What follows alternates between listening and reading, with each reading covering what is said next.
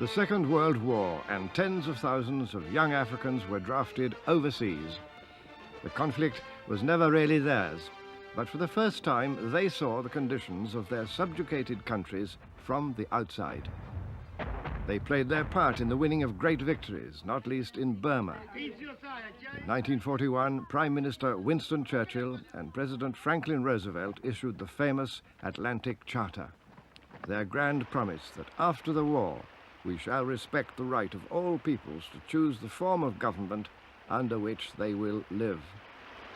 Africa's returning soldiers heard this pledge, and it raised high hopes.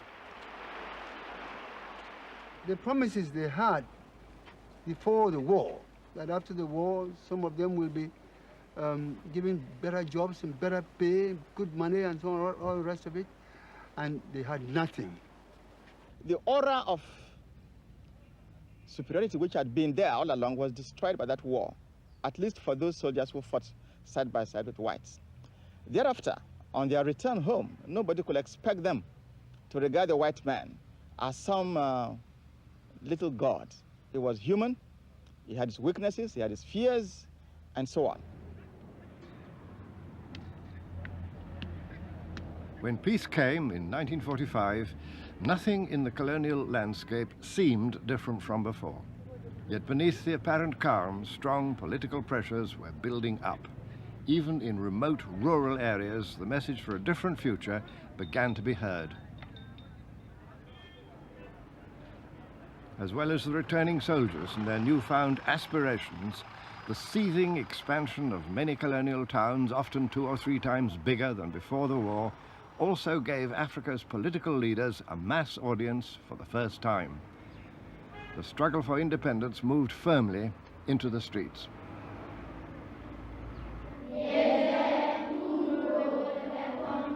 Even the slow growth of primary education, wherever that occurred in some British, French and Belgian colonies, began to have a liberating influence.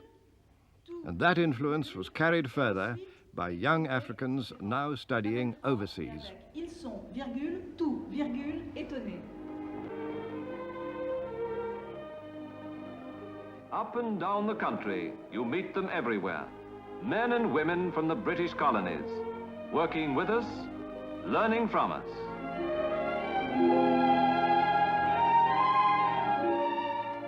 Nowadays, they and we share a common citizenship.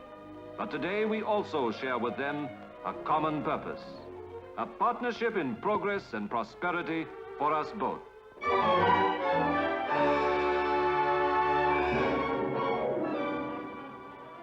To us in the factory at home, this plan for mutual exchange may seem remote. But we are, every one of us, a part of it. For if the colonies are to send us the food and raw materials we're short of, we must send them the tools to do the job. We shan't complete so great a task overnight, but from every piece of equipment we can send to the colonies now, we stand to share the benefit ourselves in the future. Looking back, one may well marvel at the complacency of the men who ruled the colonies from the tranquil corridors of Westminster and Whitehall. They saw no need to allow for any major political change, except in Britain's 4 West African colonies. And even there the rulers wanted to move very slowly. Indeed, these worthy men deceived themselves, and their awakening to reality came from where it was least expected, from the Gold Coast, always considered to be Britain's model colony. A dramatic day of 1948 here in the capital Accra shattered that official complacency. Gold Coast troops had fought hard battles in Burma. They'd been part of what was called the Forgotten Army. Home again, the survivors once more felt themselves forgotten. They decided to march to the castle and present their grievances to the governor. With the castle already in sight, they arrived at this point along the road to its approach, and here they ran into a cordon of police armed with rifles barring the way. This angered the ex-servicemen. They'd come in peace. Now there were protests, shouts. Tear gas was thrown by the police and stones were thrown back. The march had begun to fray into a fight, at which point the European officer in charge of the police lost his head. He snatched a rifle from one of his men and opened fire with it into the marching veterans, killing or wounding several of them. I saw exactly what happened. They were stopped, and then the soldiers started shooting. Why should they stop them? Then they started throwing tear gas to disperse them. And through the tear gas, all of them, they scattered all over the place, and they took stones. They started to throw stones. And through the tear gas, the enemy gave a command, and they started to shoot. I was right behind them, just like that. They started to shoot. Lance Corporal Atipo, he was shot, dead. Another colleague of mine, a classmate of mine at Kofrodia, he was shot at the hip. I gathered him with a couple of my friends and put him on the wayside. But it looked awkward. One will fight in Burma for 3 good years, returning home and then come to die at the crossroad. I mean, the whole thing took us by surprise. Then one soldier fell, another fell, and the third one. The fourth one, it's a schoolboy who was standing right between the two of us, myself and a friend of mine, behind. A bullet came through him and the boy fell. I held him up and found that the bullet passed through his thighs and came out from his buttocks. He fell, died later. In itself, this was a rather small colonial killing, and yet it was to have a tremendous significance, for it exploded into rioting and looting here at Accra and rapidly in other towns. And those riots were the prelude to a strong political demand for independence. And that demand for independence now found its spokesman, a young nationalist with a vision of a free and progressive Africa. His name was Kwame Nkrumah. He formed a party for immediate action, and thousands rallied. His right-hand man was Komlo Bedama. We got more following because we were more youthful, more active, and more forceful in our speeches. As a result, the youth, of course, it's more especially because of Nkrumah's personality, they flocked to our side. Because you pushed harder. We pushed harder and asked for more things than the elders would do. We wanted self-government now. When the Kuse Constitution came out, they said some form of self-government should be given to the people. We said we wanted full self-government now. Big news from the Gold Coast, where the people recently went to the polls under the new constitution. The paramount chief of Accra was there with his retinue to record his vote, and everywhere in the capital, the people gathered to play their part in the democratic process, the free election of members of the Legislative Assembly. Although Nkrumah himself had been thrown into prison for political reasons by the British, polling was peaceful. African voters proved to a skeptical colonial government that they could use the ballot box as well as anyone else. 2 main parties contested the election, and the result was an overwhelming victory for Nkrumah and his movement. Bowing to this result, Britain changed its policy and offered power, but purely over internal affairs, to an African government. The offer was accepted, and Nkrumah became the first of many African leaders to move directly from political imprisonment to the seat of power. The whole world rejoiced in 1951 when Nkrumah had become the leader of government business straight from jail. And they were watching us to see what we were going to do. So it was important for us to try and show that we were responsible persons, not street boys just come into office. We went down to the work of running the administration, and some of us really hit it. We made a mark. In 1954, with new elections and another victory for Nkrumah and his party, the Gold Coast edged another step towards independence. 7 years earlier, the British had withdrawn from India.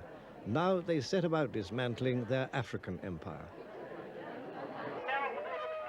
Under Nkrumah's lead, these were exciting days. Professor Edu Boahen remembers. The 1950s, to me, were the most important and the most fascinating period in the history of this country. This was the period of the struggle for independence. It was a period of hope, period of expectations, great expectations. And this was the period when far more was achieved during the period from 1951 to 1954.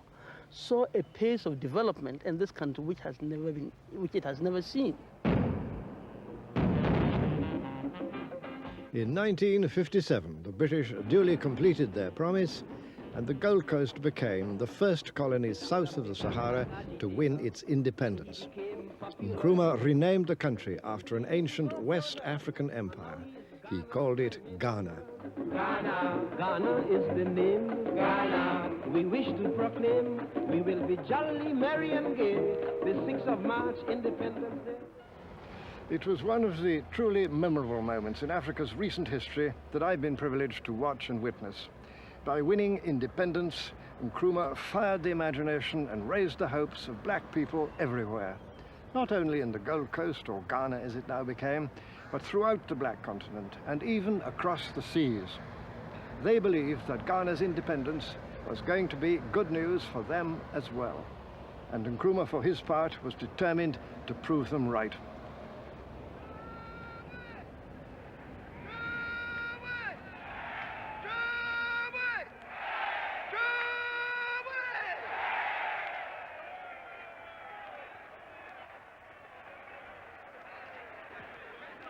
At long last,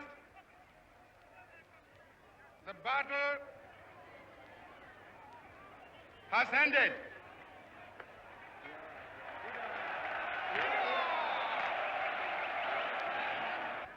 Your beloved country is free forever.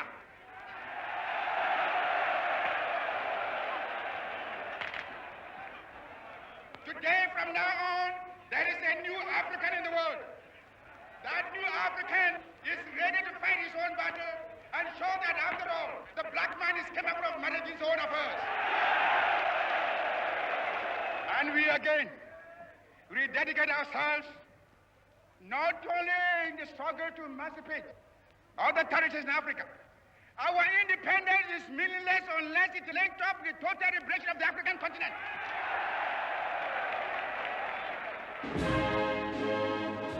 Nkrumah lost no time in proving that he meant just what he said, that Ghana must lead the way for the liberation of all the other colonies. He saw beyond nationalism. He saw it as a prelude in Africa to internationalism, to the building of a unity and freedom that should become continent-wide. In Ghana at this time was the future leader of Zimbabwe, Robert Mugabe.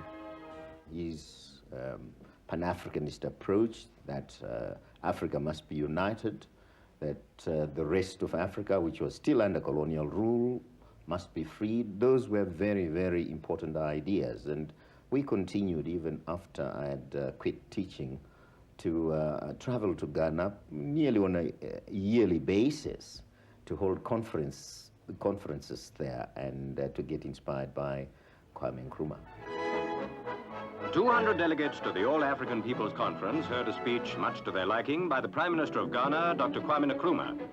Fighters for African freedoms, I appeal to you in the sacred name of Mother Africa to leave this conference resolved to rededicate yourselves to the task of forming among the political parties in your respective countries a broad united front based upon one common fundamental aim and object, the speedy liberation of your territories. This mid-20th century is Africa's. This decade is the decade of African independence. Forward then to independence now. Tomorrow, the United States of Africa. Among nationalists inspired by Nkrumah's words at that conference was a delegation from another British colony, Kenya.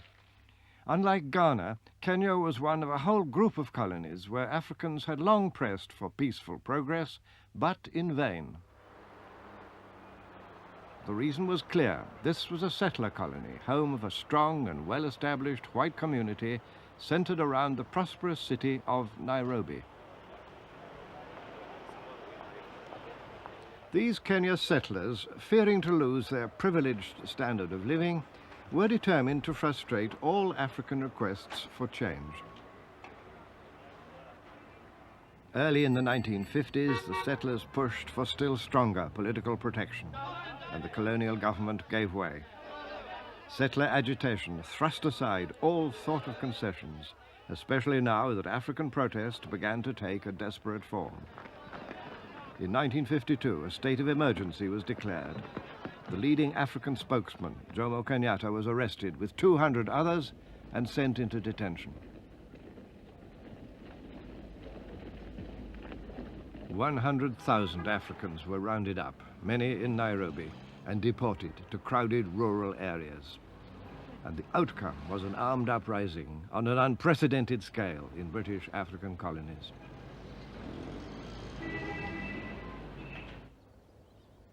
Its scene was the White Highlands, where the settlers had taken the land of Kenya's largest people, the Kikuyu.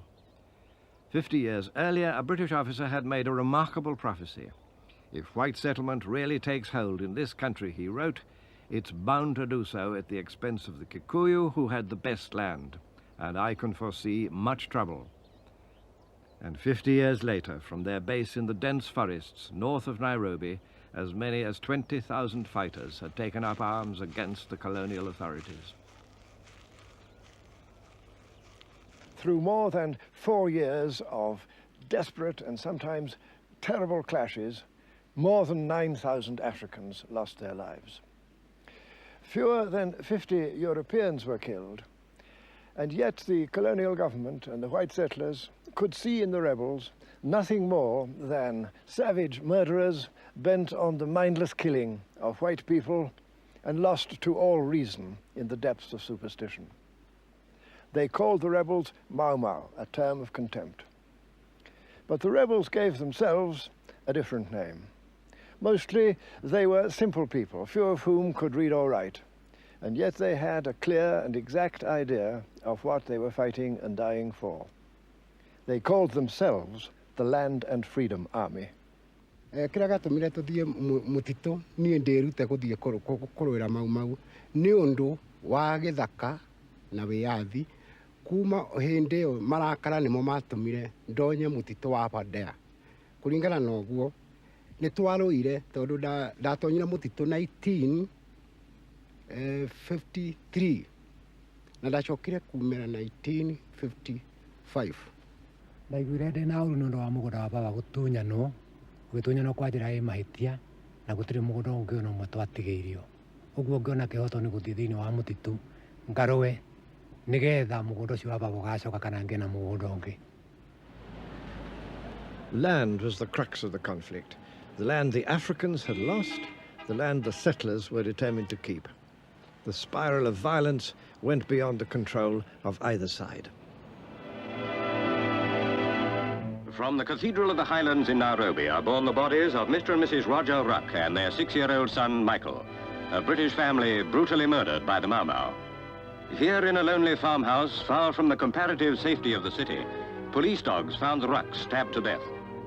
But the Mau Mau strike not only at Europeans, their own people are often among their victims. Thick woods and jungle have to be penetrated to find the murderers, so Samburu tribesmen who know the country well join in the manhunt.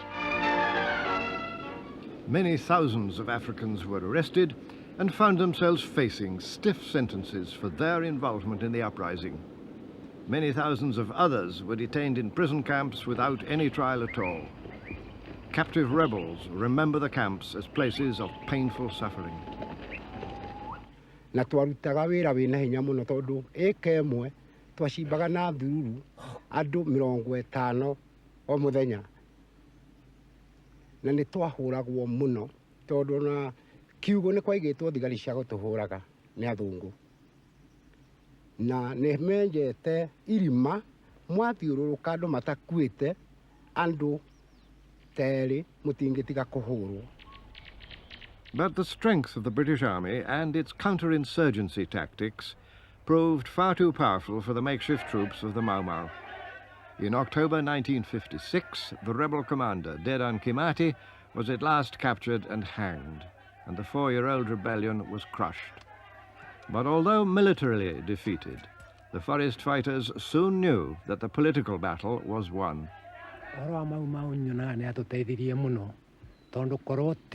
Gutiri gitumi kingi atumire tukorwo twina migunda ka tukorwo twina wiathi ninge ciana citu tingire ciona githomo. The rebellion was followed by an attempt to heal the wounds, yet nothing could be the same as before. No matter what efforts at civilian reconstruction might be made, the British now understood that there could no longer be any future for colonial rule in Kenya.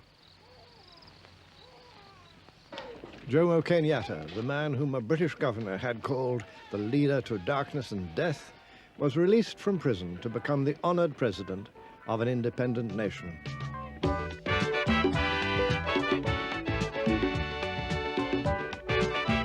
Among the many influential new leaders of other former British colonies was the humane and far-seeing Julius Nyerere. Happily for him, Tanzania and neighboring countries, Uganda, Malawi, Zambia, freedom came without an armed struggle, as it did for the most powerful African country of them all, the Great Federation of Nigeria. And Britain departed from tropical Africa to the general satisfaction of all concerned. And the new leaders, like those of Nigeria, accepted happily, at least to begin with, the British pattern of parliamentary rule. All that mattered at this stage was freedom.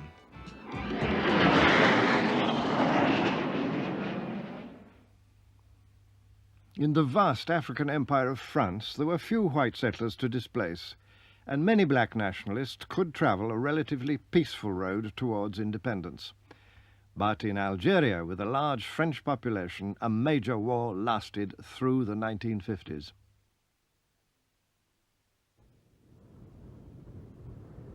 It was a tragedy which reproduced every horror of the Kenya rebellion, but on a huge scale. A well-organized guerrilla army with mass support fought to end a racist and oppressive French administration dominated, as in Kenya, by white settlers. As many as 700,000 French troops were poured in with all the available military hardware at their disposal. It was to prove the most savage war of independence Africa had seen. Even an electrified fence with 900,000 landmines was strung round Algeria's borders in a bid to cut off the rebels from outside help. Sheer military power very nearly defeated the liberation fighters, but their popular support, despite ruthless reprisals, never collapsed. About 1 million Algerians died, including many of their outstanding young leaders. The French Republic was torn apart, and France itself was threatened with civil war.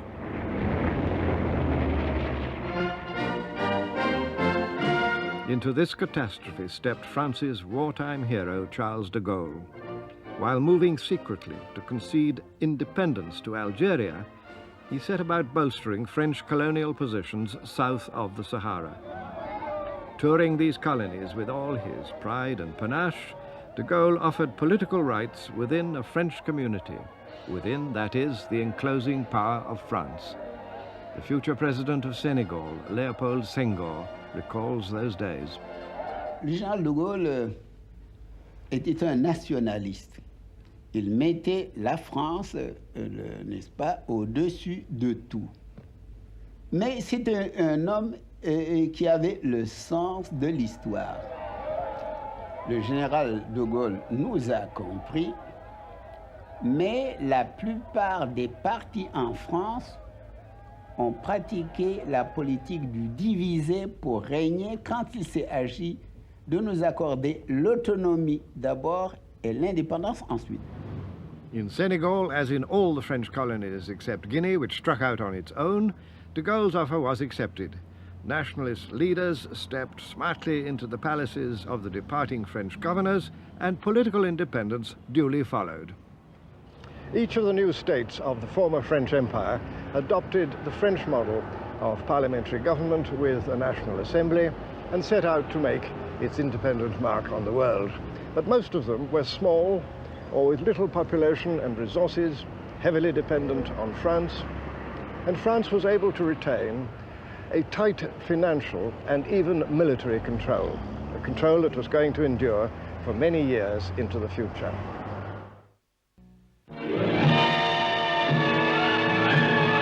The wind of change blowing through the Belgian Congo, and down comes the Belgian flag in Leopoldville, a few days, in fact, in advance of independence. Elected as Prime Minister of the new Congo Republic, Mr. Patrice Lumumba receives congratulations from members of both Houses of Parliament. The applause was ready, but little else. Belgium had allowed this huge colony just 6 months to prepare for its independence. Britain gave Nigeria the best part of 10 years. President Kasavubu might have the right clothes for the job, but that unhappily was about all. The much more able Prime Minister Lumumba had to rely on men of no experience. I found myself at the age of 27, minister in the cabinet in Kinshasa and ambassador to the United Nations. Among the 36 cabinet ministers and secretary of state were just 3 of us holding university degrees. With few Belgian officials left to help, chaos erupted. The Congolese army mutinied and rampaged. Whole provinces rebelled. Situated between a newly independent Africa to the north and the white-ruled colonial south, the Congo, with its rich mineral wealth, became the victim of outside interference. They saw their economic, especially, and financial interest threatened by the kind of men like Lumumba. So personally, at United Nations, I had the feeling that we are going to face chaos, and it didn't take time before United Nations troops move in. And as you know, United Nations troops were financed mainly by United States of America and Western countries. So we changed from the Belgian colonialism to international colonialism. United Nations troops had come in response to an appeal from Prime Minister Lumumba. Some of them were from newly liberated African states, with the strongest reasons for wanting to see a stable Congo. But the United Nations failed to uphold him. For the UN, this was a humiliating setback. For Lumumba, it was a death sentence. The rebellious army commander Mobutu was able to arrest him. And in scenes of outrageous brutality, the Congo's first prime minister was handed over to foreign-backed rebels fighting for control of the mineral wealth of Katanga province. There he was tortured and, in the end, secretly murdered. For those with hopes of a generally peaceful transfer of power, as the remaining colonial governments continued their withdrawal, the Congo was a disaster. Ignoring all the circumstances which had led to that disaster, the enemies of black Africa used it as evidence that Africans could not be left to govern themselves. A diplomat from Ghana, Mr. Yao Terkson, recalls his own reaction.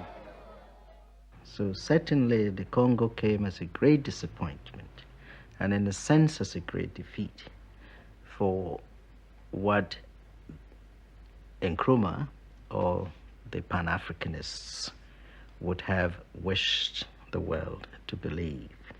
There was no more unity, even among the African countries, not to mention the confusion in Congo itself. But the Pan-African idea was still very much alive.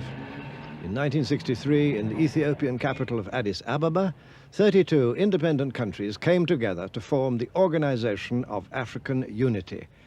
The aims were defined by Tanzanian President Julius Nyerere. This conference has been faced with one task. It is the task of finding a common denominator which will guide us in our determination to rid our continent of the remaining vestiges of colonialism, and in our determination to see an Africa speaking with one single voice. And the OAU did indeed prove valuable, at least in its early years. Yet loyalties to Pan-Africanism varied. The OAU was a great unifying point, but you will recall that the charter of the OAU was a compromise between the two extremes. There was, on the other hand, Nkrumah's vision of a unitary continental government, and then you had what later became the Monrovia Group of Nations, including the French-speaking Nigeria, Liberia, and so on, who wanted a much more moderate approach. And the OAU was a compromise solution. So from that point of view, it was a great disappointment to the Nkrumah's idea of a continental government, of a unitary African continental government. This complex, built for the OAU in Accra, is a reminder of Nkrumah's all-consuming drive for African unity, which was to lead, ironically and even disgracefully, to his downfall. His critics were able, with increasing truth, to accuse him of neglecting or mishandling the affairs of his own country. In 1966, while he was away in the Far East on a mission aimed at helping to make peace for Vietnam, discontented generals rebelled and overthrew his government. He had to live out his last years in a sad exile, where he died in 1972. Yet his place in modern African history was already assured as a certainly controversial but powerful force for liberating change. There were many who thought that once the major colonial powers, particularly Britain and France, had voluntarily surrendered their African empires, smaller ones would be ready to do the same. It was not to be. Stubbornly obtuse to the last, Portugal's dictatorship held on grimly to its African colonies in the face of widening resistance.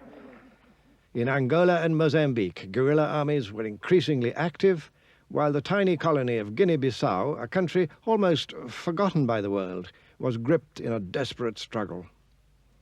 Here, dense forests and mangrove-lined creeks were the chosen field of battle for a small but determined army of guerrillas led by an outstanding African strategist, Amilcar Cabral.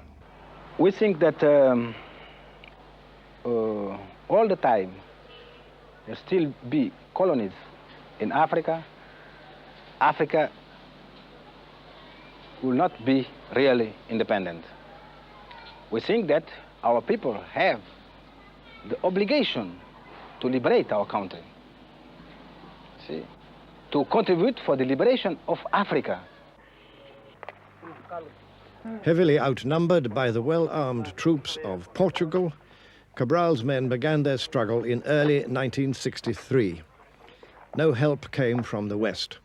Portugal, after all, was part of the NATO alliance, and none of Portugal's partners was prepared to aid or encourage anti-colonial rebellion. So, not for the first time, an African liberation movement turned for help to the communist world. Here, accompanied by a British film crew, the guerrillas attack one of the many fortified Portuguese garrisons. This one, called Buba, possessed an important oil dump.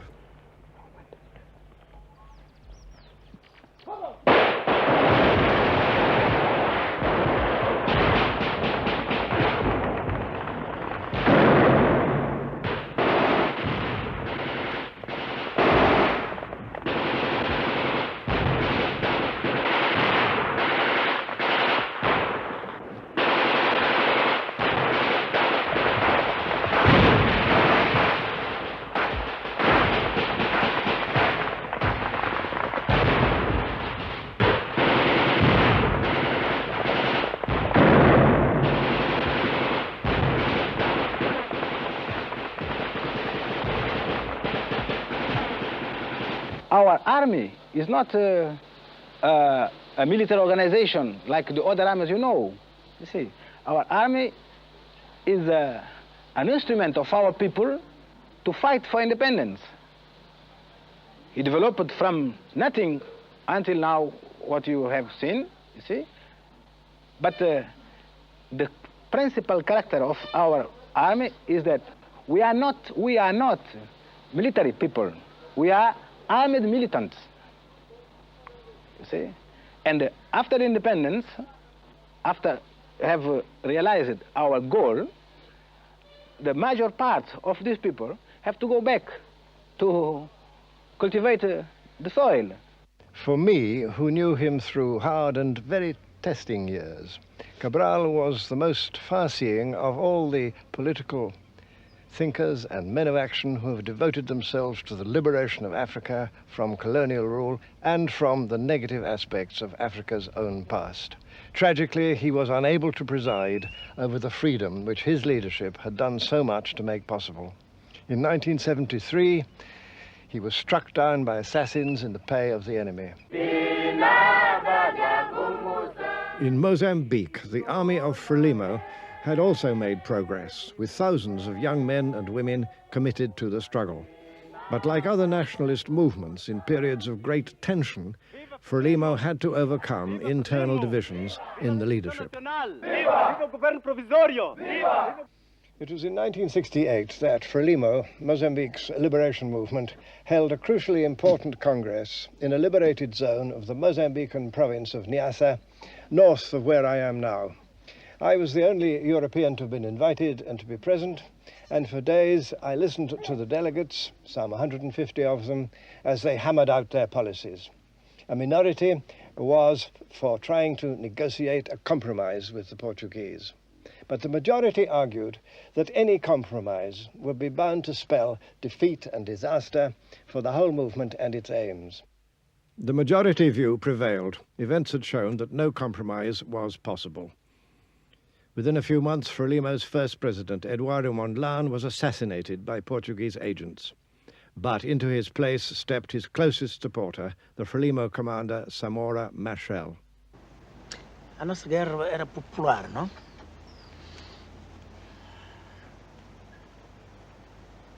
Concessão. Primeiro é preciso ter uma concessão clara, política.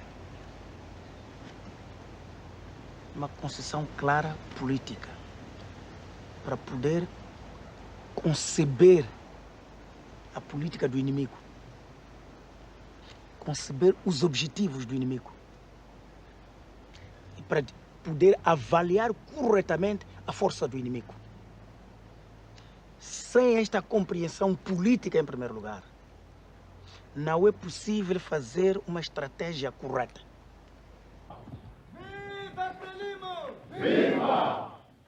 For Samora, the starting point of analysis was always political, but he quickly revealed himself to be a first-rate commander in the field and a brilliant strategist. Definimos Tete como o ponto central, a província vital para o desenvolvimento da luta de libertação de Moçambique.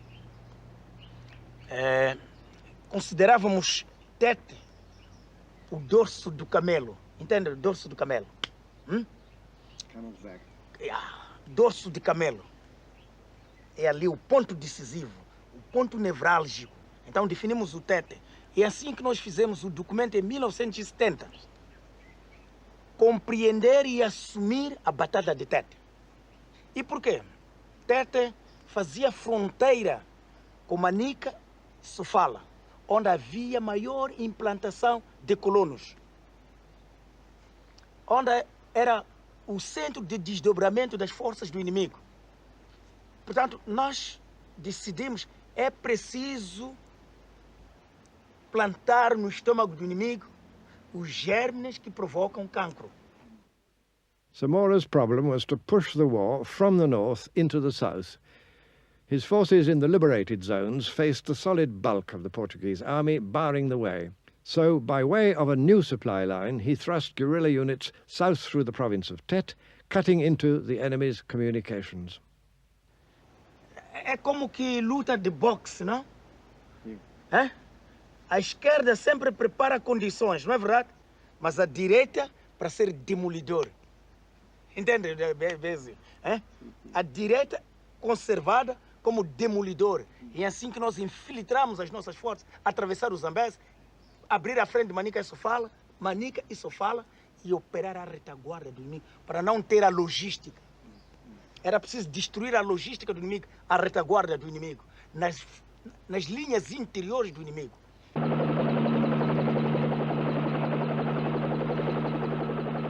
Not even ruthless airstrikes could help the arrogant Portuguese commander, General Causa de Arriaga. He told his officers that the black people are the least intelligent of all the peoples in the world and could never win the war.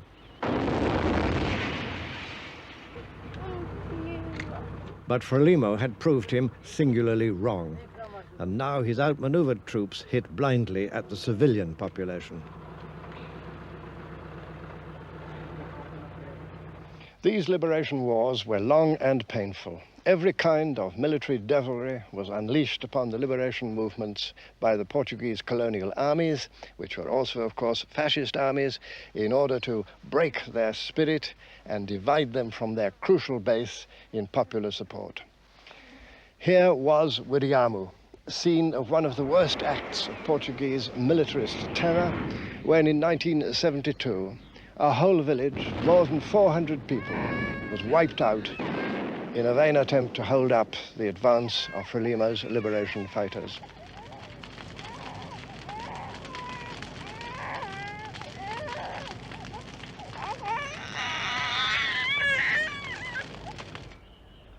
This empty place today is a grim reminder of the price that had to be paid to end the enormities of colonial rule. In 1975, Portugal's empire in Africa was finally destroyed, and with it fell the Portuguese dictatorship. As many as 500,000 Portuguese settlers hastily departed, spurning appeals that they should stay to help rebuild the newly independent countries.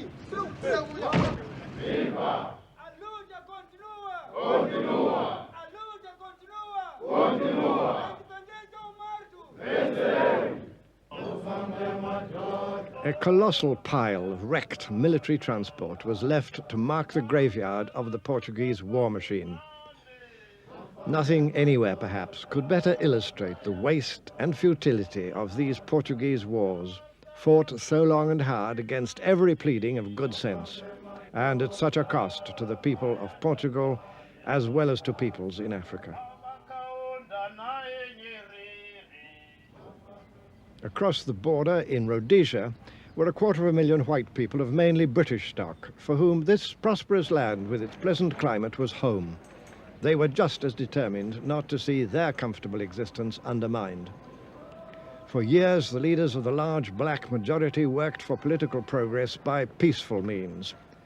Those who stepped outside the rules as laid down by the whites might find themselves in detention without the benefit of a trial. But others would step forward, form parties, and press for change, all according to the constitutional game.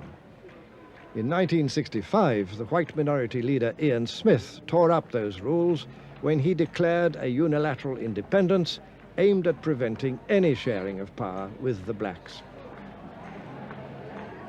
How long, in your opinion, will it be before Rhodesia has one man, one vote, and whatever government that produces? I hope never. I hope we never degenerate to that sort of thing, which is the counting of heads like counting of sheep. I think government is a very important thing. I think it's a great responsibility to have a vote. And if one wants to maintain high standards and maintain our Western civilization, then I believe we've got to maintain our standards. I would rather see the standards raised in Rhodesia than lowered. Maintaining standards, in the view of Ian Smith, meant a rebellion against Britain in order to ensure that the black majority should never be able to raise its own standards to those of the white population, as he himself boasted, not for 1,000 years. Looking back today, the first black Prime Minister, Robert Mugabe, explains why, in reality, the power of the gun was now all that could count. UDI was based on military strength. There is nothing that we could do in those circumstances unless we armed ourselves. And so we had to work out some mechanism for bringing about the downfall of UDI, and that mechanism, if it was to be effective, had to be an armed one.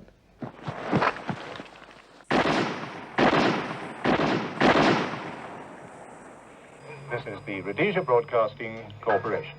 Listen to what women are saying about new cold water Omo. It's fantastic. Just There's a lot of living to do, with a lot of pleasure for you. Half-hearted economic sanctions by the outside world allowed the whites to believe that it could be business as usual. But the guerrilla armies were growing in strength and efficiency. One of their fighters, a school teacher, gave his reasons for going to war. And what do we do? How do we correct it? We have spoken, we have addressed meetings, we have even gone to the United Nations. Our leaders have. They've gone everywhere. They've gone all over. They've been to Britain. They expressed their opinions about the sufferings of their people. They went to the United Nations. They sought all means, possible means of solving the problems. And nobody bothered to listen. Nobody bothered to care about it. And what do? We can't remain as we are. We can't remain with that 10 acres allocated to my family. It's too small. Why do we deserve that one? We have to correct it. We have to correct this situation. Whether by suffering, we have chosen to suffer. And this we have. That's why we are in the forest. We'll remain so until that land is free. Rhodesia at last became the independent state of Zimbabwe in 1980, nearly a quarter of a century after Ghana. How many more years must it be before the last great bastion of racist rule would fall?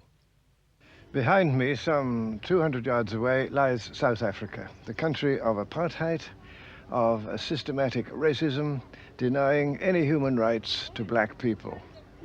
No system in Africa since the slave trade, it seems to me, has offered so vile an outrage to human decency. Against every condemnation by the civilized world, the profiteers of apartheid have continued to pursue their path of violence. As in so many other African countries where change has been demanded by a black majority, the white minority have replied with violence and repression. A series of trials saw anti-apartheid leaders, both black and white, being jailed. Nelson Mandela, leader of the banned African National Congress, has been behind bars for over 20 years. The massacre of innocent people in the towns of Sharpeville and Langer in 1960 proved to be the turning point.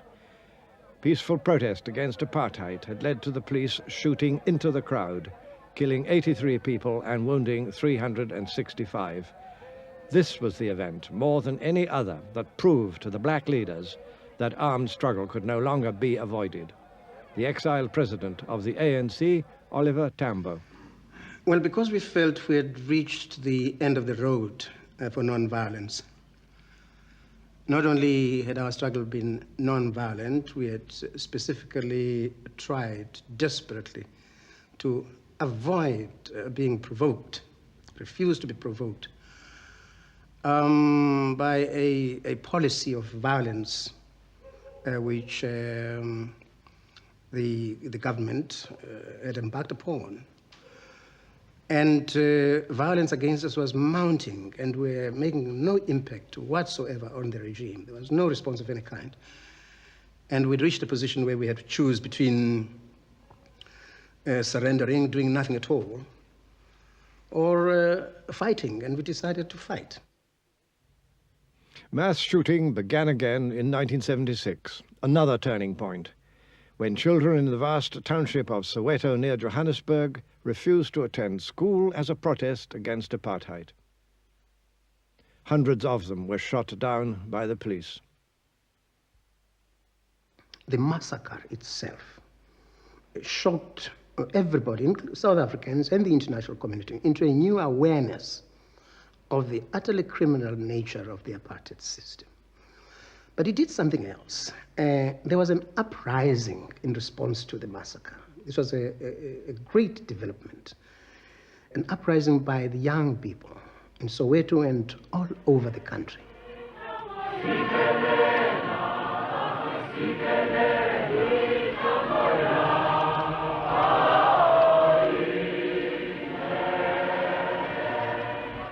A year later, in circumstances which have never been satisfactorily explained, the popular student leader Steve Biko died in prison in Port Elizabeth of brain damage while he was being held in chains.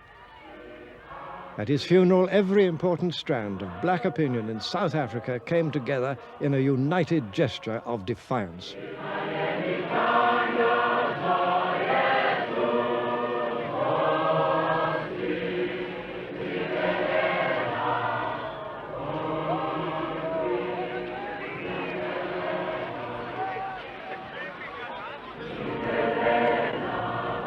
Nothing inside South Africa, it seems, can now disarm the growing violence of apartheid and resistance to it. Unless outside powers withdraw the essential support they continue to give to the system, South Africa's rulers are clearly determined to concede to the black majority no more than cosmetic changes, and those will prove futile. But whatever may befall in South Africa, and there must remain a hope for peaceful change, one thing has become certain. No amount of racist aggression or assassination is going to be able to withstand the onward surge and drive of a people longing and determined to be free. And freedom, whatever problems it may bring with it, is the only sure groundwork for peace.